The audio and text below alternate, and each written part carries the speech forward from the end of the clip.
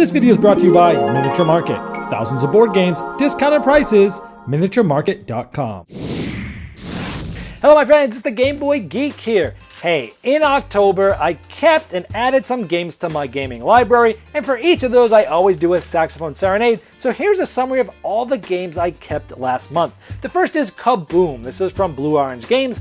This is sort of a family/children's game where you're basically trying to stack blocks up, but everyone else is firing off catapult dice at you, trying to knock your stuff down. Just silly fun.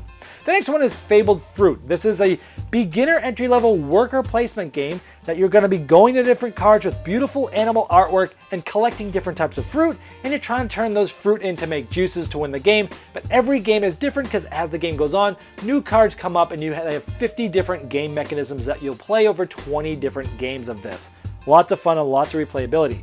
Macroscope is a game, great little family game where you're one at a time peeking through these little pieces through a macroscope trying to see what's drawn there, but everyone else is looking at it too, and you're trying to be the first one to be able to guess it. If you guess it right, you get a lot of points. If you don't, you lose a lot of points. Great family game. Next one is Ponzi Scheme from TMG, Tasty Minstrel Games. This is sort of a socio-economic game where you're trying to get money from investors, but then you have to pay them back over and over for the rest of the game, and you're trying to just stay one step ahead of going bankrupt, because when someone goes bankrupt, whoever has the most points wins. Phenomenal game. Next one was Mechs versus Minions. This is that humongous game for $75, over 100 miniatures there, done by Riot Games. It's the most amazing production I own. It's a programming game that is a lot of fun. It's got card drafting, cooperative game that's programming with amazing components. Go check out my review for that one.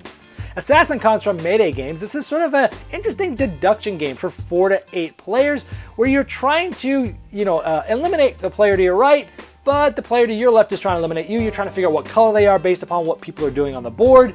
Really interesting take on the deduction genre. Next one is Dice Stars. This is from Bruno Catala and Ludovic Malblanc.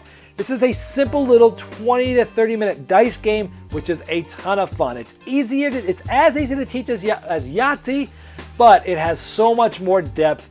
It's an amazing dice rolling game where you're rolling dice, you're keeping certain ones, you're filling out a score pad, but there's so many interactions in the game. Check out my review for that one.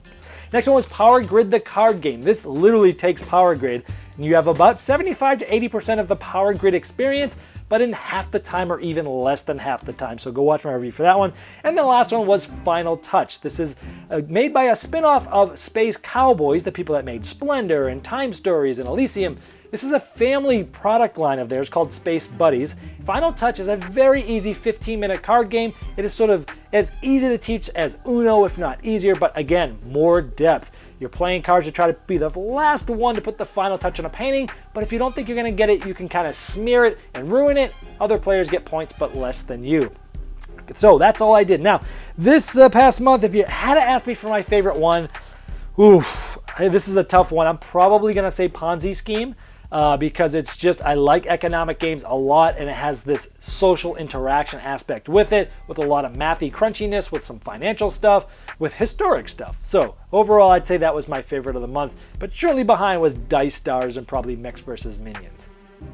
This video was sponsored by Miniature Market's Review Corner. The Review Corner features podcasts, video, and written game reviews by gamers for gamers. Miniature Market, the online gaming superstore. Thousands of board games, discounted prices. Check them out at miniaturemarket.com. I'd like to thank each and every one of you for backing me on Kickstarter, making this season become a reality. I'd like to especially thank those here that have backed me at the credit level.